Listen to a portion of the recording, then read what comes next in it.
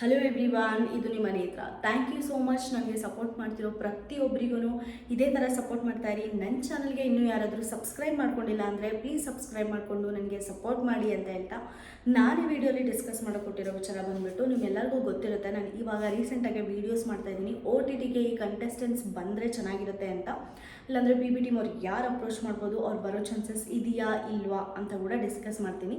So ಈ ವಿಡಿಯೋಲಿ ಒಂದು ಫಿಮೇಲ್ ಕಂಟೆಸ್ಟೆಂಟ್ಸ್ ಅಗೇನ್ ಹಳೆ ಕಂಟೆಸ್ಟೆಂಟ್ಸ್ ಯಾರು ಬರೋ ಚಾನ್ಸಸ್ ಇದೆ, ಇಲ್ಲಾಂದರೆ BB ಟೀಮ್ ಅವರು ಅವ್ರನ್ನ ಅಪ್ರೋಚ್ ಮಾಡ್ತಾರಾ, ಅವ್ರು ಒಪ್ಕೋತಾರಾ ಅನ್ನೋದನ್ನ ಡಿಸ್ಕಸ್ ಮಾಡೋಣ. ಈಗ ಡಿಸ್ಕಸ್ ಮಾಡೋಕೊಟ್ಟಿರೋ ವಿಚಾರ ಬಂದುಬಿಟ್ಟು ಸಂಗೀತ ಶೃಂಗೇರಿ ಅವ್ರ ಬಗ್ಗೆ.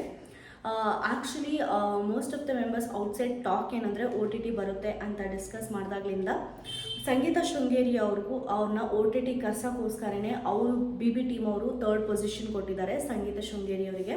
ಸೊ ಸಂಗೀತ ಶೃಂಗೇರಿ ಅವ್ರನ್ನ ಮತ್ತೆ ಕರೆಸ್ತಾರೆ OTTಗೆ, ಅವ್ರು ಬರ್ತಾರೆ. ಅವಾಗ ಮೋಸ್ಟ್ಲಿ ಅವರು ಇವಾಗ ಎಷ್ಟು ಫ್ಯಾನ್ ಫಾಲೋಯಿಂಗ್ ಇದೆ ಸಂಗೀತ ಅವರಿಗೆ ಅಂತ ಗೊತ್ತು. ಯಾಕಂದರೆ 3rd ಪೊಸಿಷನ್ ಫಿನಾಲೆಯಲ್ಲಿ ತೊಗೊಳೋದಂದರೆ ಅದೊಂದು ಈಸಿ ಮಾತಲ್ಲ.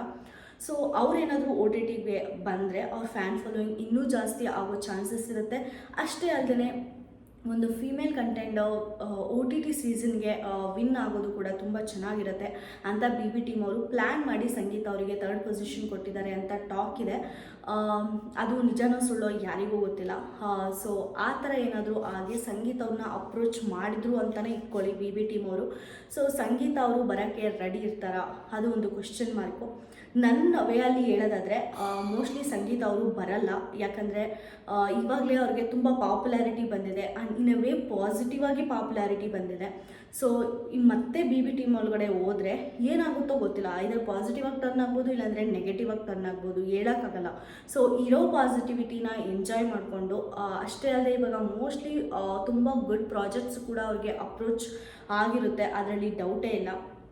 ಸೊ ಅವ್ರ ಕೆರಿಯರ್ ಬಗ್ಗೆ ಕಾನ್ಸಂಟ್ರೇಟ್ ಮಾಡ್ತಾರೆ ಸಂಗೀತ ಅವರು. ಮತ್ತೆ BB ಟೀಮ್ ಅಂದರೆ ಕನ್ನಡ ಸೀಸನ್ 2 OTTಗೆ ಬರೋ ಧೈರ್ಯ ಮಾಡ್ತಾರೆ ಅಂತ ನನಗೆ ಅನಿಸಲ್ಲ. ನೋಡಬೇಕು ಅವರು ನಿಜವಾಗ್ಲೂ ಕಂಟೆಸ್ಟೆಂಟ್ ಆಗಿ ಬರ್ತಾರಾ ಇಲ್ಲಾಂದರೆ ಬರಲ್ವಾ ಅಂತ. ನಿಮ್ಗೇನು ಅನಿಸುತ್ತೆ? ಸಂಗೀತ ಶೃಂಗೇರಿ ಅವರು ಮತ್ತೆ OTT ಸೀಸನ್ಗೆ ಬರಬೇಕಾ ಬೇಡವಾ? ಕಮೆಂಟ್ ಸೆಕ್ಷನಲ್ಲಿ ತಿಳಿಸಿ. ನಿಮಗೆ ಈ ವಿಡಿಯೋ ಇಷ್ಟ ಆದರೆ ಪ್ಲೀಸ್ ಲೈಕ್ ಮಾಡಿ, ಶೇರ್ ಮಾಡಿ, ಸಬ್ಸ್ಕ್ರೈಬ್ ಮಾಡ್ಕೊಳ್ಳಿ. ನೋಟಿಫಿಕೇಷನ್ ಐಕನ್ನ ಮಾತ್ರ ಕ್ಲಿಕ್ ಮಾಡೋದು ಮರಿಬೇಡಿ.